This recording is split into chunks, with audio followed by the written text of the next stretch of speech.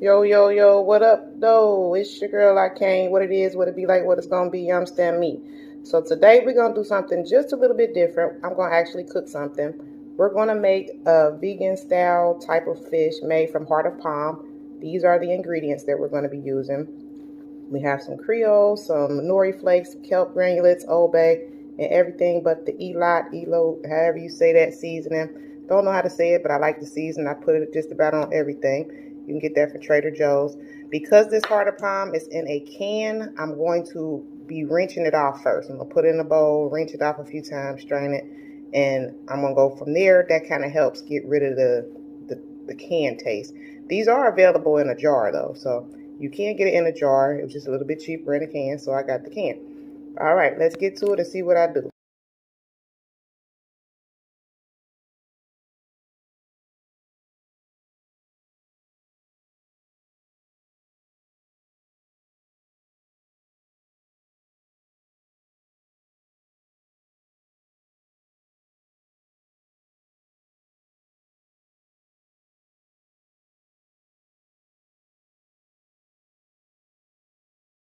Okay, now that I've rinsed that off, I did about 3 times.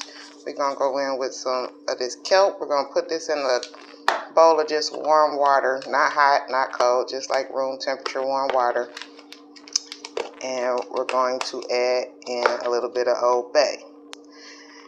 We're going to let this sit, mix that in there. We're going to let this sit for about 10 or 15 minutes. Try to give it some flavor on the inside. We're going to put a little bit of nori flakes in here. This is going to help give it that fishy flavor.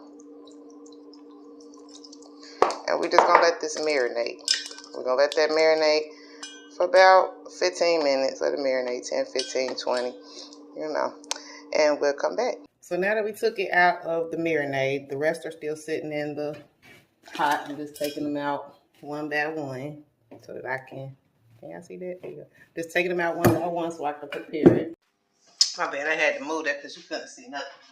So now you're going to take your fork and you're going to turn this into something that resembles some ish. You're just going to take and make slits in it. And don't worry if some of it move around, it's okay. Get all the big parts. Make sure you're putting slits everywhere. If you don't, it's not going to be flaky when you fry it. So make sure you get all this. Don't be scared that it's falling apart. That's fine. So get all this and shave that up real good.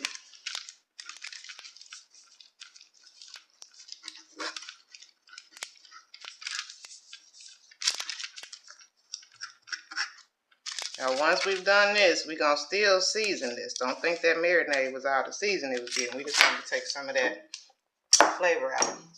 So we're going to use my everything but Elo. You know, we love it. If you don't know, you know now. We're going to season that up. We're going to use our Old Bay. I don't know how much. You just season it the way that you season stuff. Our Creole, which we haven't used yet. You're going to see that gets the bulk of the seasoning for me. And of course, we still need some nori flakes because we want it to taste like some ish, which was what I call fake fish, ish. Just smush it together because you think it was falling apart when you had your knife, your fork. And we just gonna flip it over delicately as possible. We're gonna use our fork again a little bit. Get some more slits on the back end. Like I said, if it don't have slits, it won't be flaky. And again, do repeat. Put your seasoning on the back end.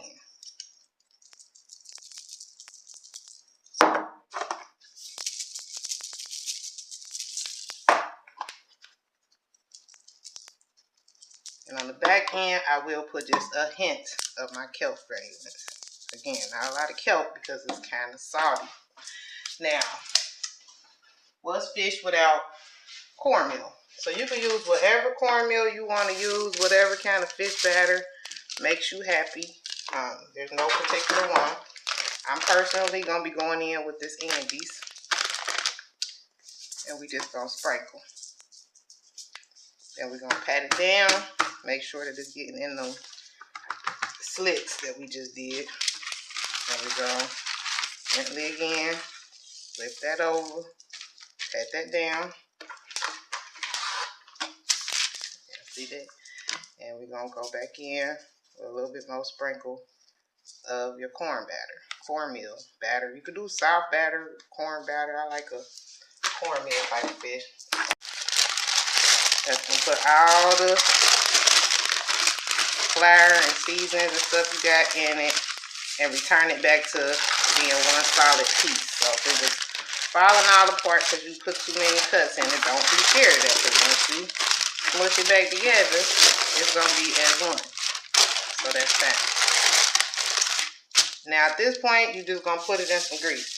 You can put it in whatever kind of grease pan you want to put it in. You can use vegetable oil, canola oil, peanut oil, soy oil. I wouldn't care what kind of oil you use. I personally fry things in grapeseed oil. That's just me. Make sure it's not covered. You can put it in a regular pan or pot. I actually have a fryer, so I'm going to be putting it into this basket and deep frying it. So it should look like that. And let's deep fry it to see what happens.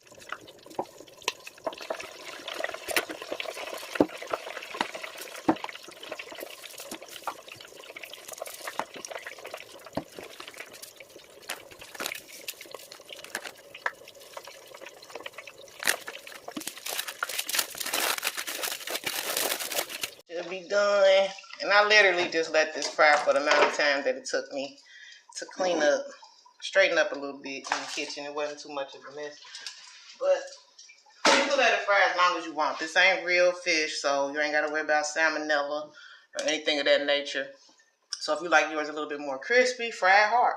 If you like a little more soft, don't fry it too long. It's completely on you how long you fry your fish, whatever you call it, whatever you're eating. Alright, that looks good.